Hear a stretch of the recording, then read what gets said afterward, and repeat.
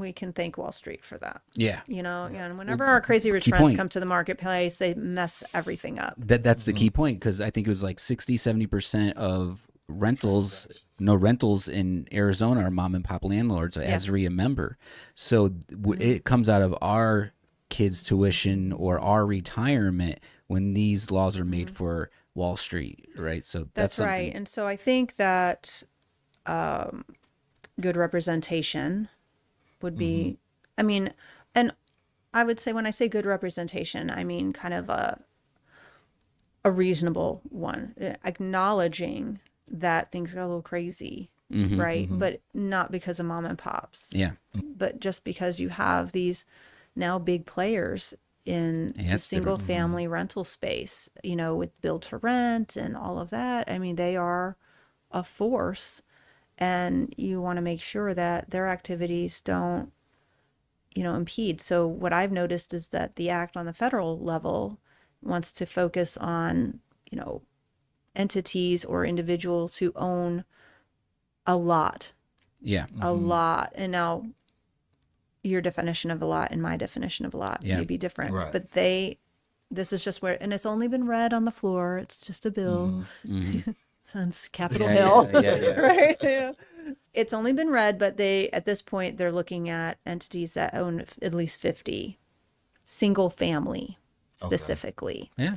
So if we can, and when I say we, I mean you, we collectively can give as much information to the legislature that they need to make good decisions. I think that's Very true. would be the most important thing to do. So we got to stick together, Arizona landlords. You can't just give emotional pleas. You have to have some hard, measurable data for them to make a good decision in terms of any kind of regulation. But they've been beat up. I mean, let's face it. You had large companies coming in and buying up condo complexes and forcing people to sell and turning them back into apartments and pretty much kicking people out on the street. Or when you're saying about the FHA, the hedge funds were coming in, first time home buyer couldn't even buy a house. I know. Because they're paying above retail. Absolutely. So, Absolutely. Right. Yeah. Exactly. So, I mean, those are the things that, I mean,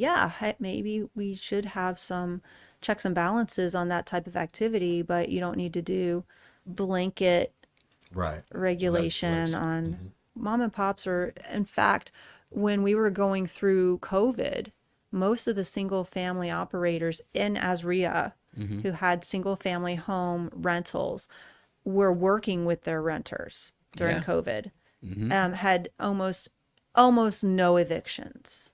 I remember happening. like Alan would do the polls on Zoom. Yeah, that's right? what I remember too. Yeah. It did not match the news. Exactly. Yeah. So mom and pop people were not kicking people out on the street. Yeah, that's so true. They were working with their long-term tenants. Because they have relationship with these things, Absolutely. They know them, right? versus the the large institutional buyers. You're just a number, you're a speck on a spreadsheet. So Yeah. that commonality wasn't there. So, and this is the reason why we need to be at the monthly meeting, right? Because Tina does the market updates. We have legislation coming in from Mark Zimmerman. All of these things are key components for us to stick together as Arizona investors to inform the public, to inform national, to let people know, that it's not just the big box or the big players, but it's us, the individual investors, that's affected also. So your voice is definitely needed and needed to be heard. So by attending the monthly meeting, it's It's there.